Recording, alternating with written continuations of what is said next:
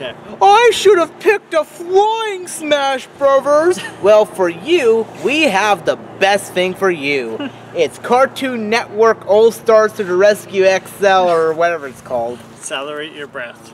Accelerate, yo! I should have picked a better gub. I should have chosen a stronger character.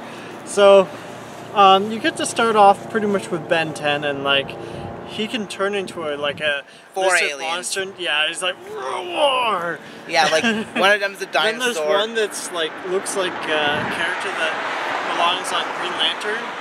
Does he fire projectiles? I don't remember. The squid thing? Yeah. No, it basically is like a sort of like a Nosferatu kind of attack. Oh, okay. Yeah. So anyways, these are famous Cartoon Network characters all brought together under this game. And it's actually pretty cool to see this, because you usually see anime mashups and, you know, Nintendo Video game mashups. But you don't really see Cartoon Network mashups so much. So you don't see cartoon mashups, period. Like Nickelodeon didn't step up so this like, much. The Powerpuff Girls are in it. Dexter's Lab is in it. Marvelous Misadventures of Flapjack, Codenamed Kids Next Door, Dexter's Laboratory characters, The Grim Adventures of Billy and Mandy, Obviously Ben Samurai 10. Jack, which we haven't unlocked yet, Captain America, or Captain Planet, I did it again. That is Planet's ass. Johnny Bravo. Johnny Bravo. Bravo. And then there's tons of assist characters too you can unlock. Yeah, but like, a fair warning here. If you are coming into this without knowing half of these characters, like me. even half of these characters, or me, because I actually skipped out a bit of a time, so I didn't know some of the shows. This is where you will get super confused at stuff. But what do you think of like the characters and their moves? Like, I feel like this game is like, they purposely made it so it's like a masher, and like the moves, I feel like the moves almost don't matter as much. Like this game, yeah, this game feels like, I don't know the source so much, so it's kind of bad for me to say that. It feels like somebody just infiltrated Nintendo and stole the code of Smash Brothers, changed it a bit, and then took in all the characters thing is, together. what bothers me about this game is like, there's sometimes where you played this once before, and I totally lost track of where I was, and I had to use a remote. I really don't like playing this game. I don't know what you feel about, but with a remote. Yeah, I can't do Smash Brothers with a remote. Yeah, once you go, this game does have a GameCube controller support, so that's great. It's necessary, mandatory. But what I Billion feel mandatory. with the special moves is like, you just keep button mash the one button, and like, you don't try and like do uppercuts. Like, I found against computer characters, like when they were sort of being weird and like running back and forth on the platforms, yeah, I just kept doing the smash up attack with Chowder or whoever. Sometimes the hit detection isn't good. That's what I felt like, and I totally forgot about that point.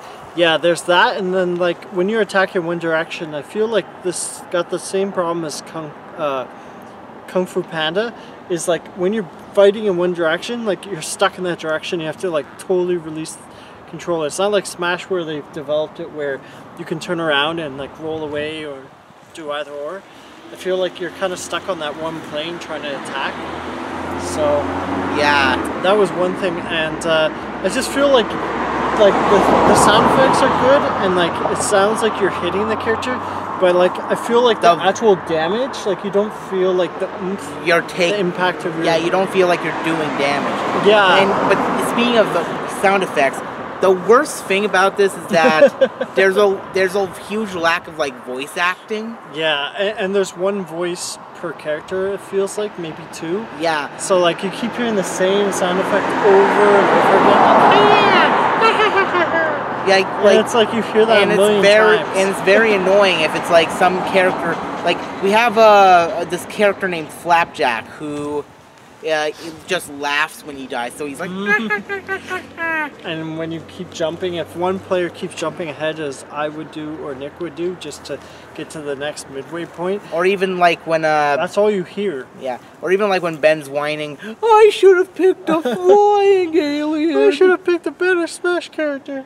Yeah, I think it's cool. Like I wouldn't say that each character, I'd say each character is unique, but I don't feel like they're unique enough. Like they all have different punches, and they have some, like was it Flapjack, the weird nose guy?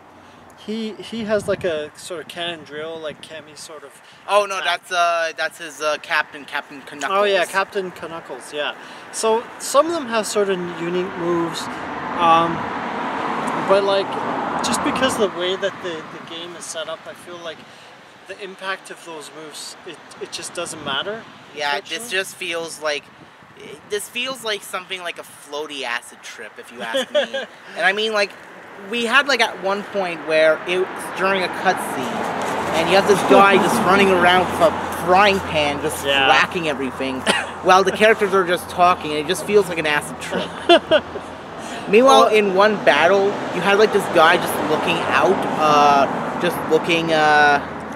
looking outside. It's a shame. At it us. Feels like if it was like a Nintendo product or you know, a better developer, like what's here is cool, but you have to really be a fan of the source of like all these characters, because like for us it's just like, oh, it's a bunch of like random characters put together, and like they have you play like even if you had like you play like if you were like Kids Next Door fan or Powerpuff Girls fan, you wouldn't get access to most of these characters until like a few levels in, at which point you have to deal with Chowder and Flapjack.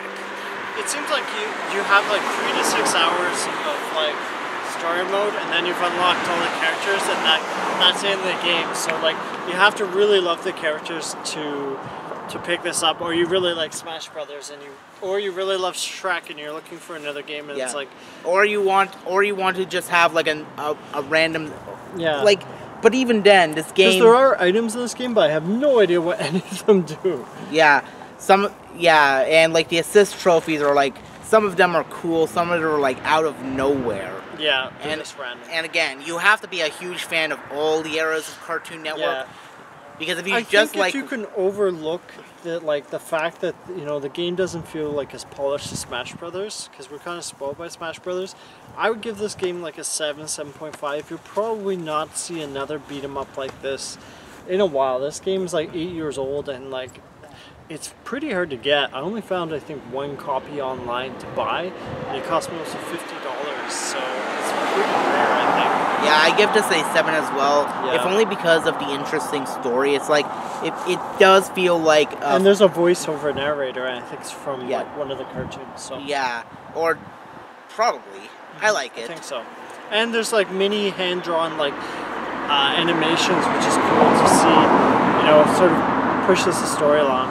Yeah. But like you pretty much have to be a fan of the genre, otherwise it's like whatever. But then when the narrator has like a full voice, and yet all these characters just like go, hey, or Kids Next Door, or, I'm #1.